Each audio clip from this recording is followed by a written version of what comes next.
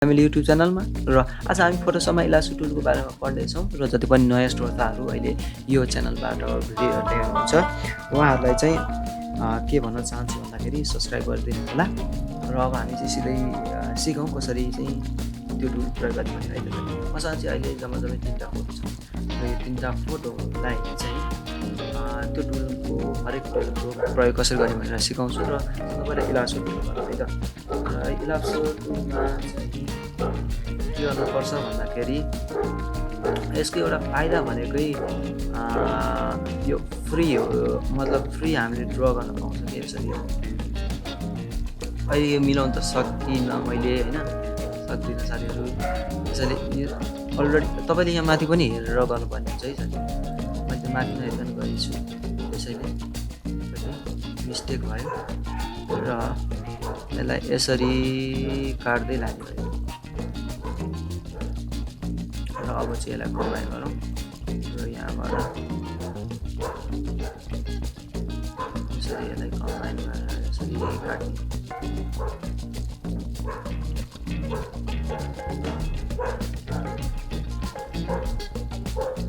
त्यसो भन्दा पनि म एकचोटि ऱ्यान्डमली काट्दै जस्तै यो भागलाई लिनु पऱ्यो भने मैले यसरी काटेँ होइन अब त्यसपछि यसलाई रेस्टोरेन्ट तयार गरी कन्ट्रोल एक्स सक्नुहुन्छ साथीहरू यसरी काट्छ मैले खासमा त्यो यो कोर्नर मिलाउनै सकिनँ कि त्यही भएर मैले यसलाई म यो यस्तो यो कोर्नर मिलाएर काट्नलाई म अरू टुल्स प्रयोग गर्छु र हाम्रो यहाँ छुट्टै पनि छ यहाँ सब्जेक्ट भन्ने त्यसबाट नि गर्छु र त्यसमा अलिकति मार्क्स गरेर त्यसलाई मिलाउँछु र यसको प्रयोग चाहिँ कसरी गर्ने भनेर मैले अहिले सिकाइरहेको छु जस्तै यसरी काट्ने सट्टै यसले काटिदिइहाल्छ है यसरी कुनै प्रब्लम छैन फ्री हो फ्री ड्र गर्ने हुन्छ र यसमा फाइदा भनेको यहाँको पोइन्ट हुँदैन त्यसलाई मिलाइराख्नु पर्दैन हो तर यसले कर्नर मिलाउनु चाहिँ एकदम गाह्रो हुन्छ र जस्तै अब मलाई अर्को पनि जोड्नु छ भने दुईवटा जोड्नु छ भने अब यो दुईवटा जोड्नु छ भने त मैले के गर्नुपर्छ भन्दाखेरि यसो गरेर यो कसरी भयो किनभने मेरो यहाँनिर चुज भइरहेको छ अब यसलाई माइनस गर्नु छ भने माइनसबाट म दिन्छु र त्यसपछि यसलाई काटिदिन्छु यो माइनस अब मलाई दुईवटाको इन्टरसेक्ट चाहिन्छ भने जस्तै यो दुईवटा सर्कलको इन्टरसेक्ट यो हुन्छ नि त्यही भएर यो मात्र भयो र यो भने नर्मल भयो यो जति अब अर्को मैले बनाउनु आएको त्यो गर्छ र यसलाई यो सेलेक्ट भइरहेको छ यसलाई हटाउनु पर्यो भने यम दिने र एकचोटि क्लिक गर्ने यो भइहाल्छ है यसमा चाहिँ यो रहेको छ र अर्को हाम्रो रहेको छ यो पोलिगोनल भन्ने छ यो चाहिँ अलिकति सजिलो छ यो प्रयोग पनि हुन्छ प्रयोग पनि सजिलो हुन्छ यो जस्तै स्टोरी लाइनमा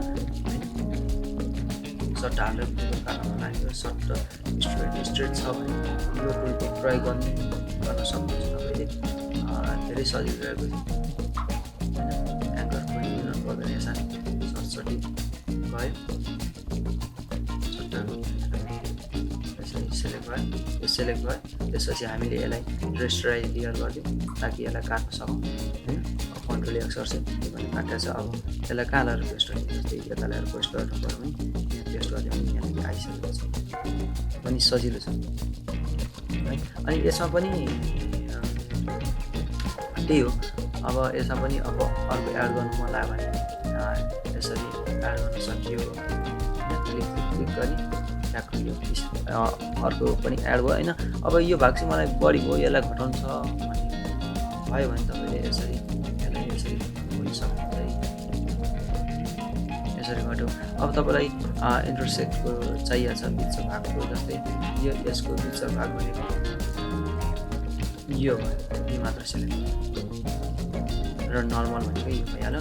काहीँ क्लिक गर्नु भने जो भएको चाहिँ छ है त साथीहरू र यो ठुलो यही रहेको छ यति रहेको छ र अर्को म्याग्नेटिक इलास्टो टुल पनि छ यो चाहिँ अलिकति के भन्छ अलिक बढी नै प्रयोग हुन सक्छ तपाईँलाई यो मनपर्छ किनभने यो अलिकति सजिलो पनि छ र यसको यो विड्थ भनेको यो अब साइज भइहाल्यो होइन सरी इलास्टो टुल र यसको यो पिक्सल र यो कन्ट्रास्ट भनेको अब कति कलर भेरिएसन कति रेन्जमा चाहिँ लिने हो जस्तै यो कलर सेम छ, यहाँबाट यहाँसम्म सेम छ, यहाँ डिफ्रेन्ट छ। तर यसले यहाँनिर चुज गर्दाखेरि यो भाग चाहिँ नलियोस् भन्ने रेन्ज, यो अलि यसलाई बढाइदियो भने यो पनि लिन्छ यसले, कलर रेन्ज हो यति यति भन्ने कुरा। र अब हामी सिधै यसरी यसलाई चाहिँ एकचोटि क्लिक गर्ने र यसले हाम्रो यो, अनि तपाईँलाई अर्को फ्रिक्वेन्सी चाहिँ यसले यो डट कतिको बनाउनु हो। र यसलाई चाहिँ एकचोटि क्लिक गरिदिइसकेपछि साथीहरू, सरी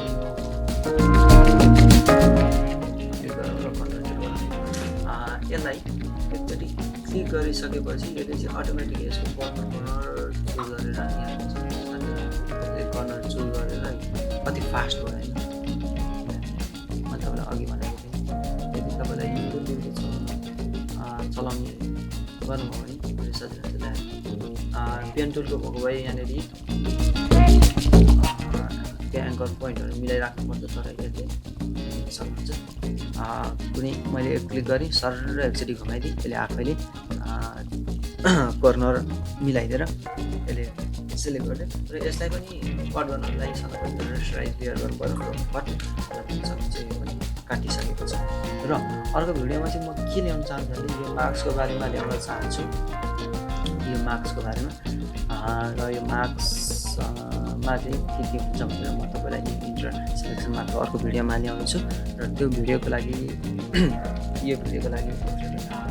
होला म यो ल्याउँछु र यसमा चाहिँ कसरी गर्ने पनि सिकाउँछु है त। र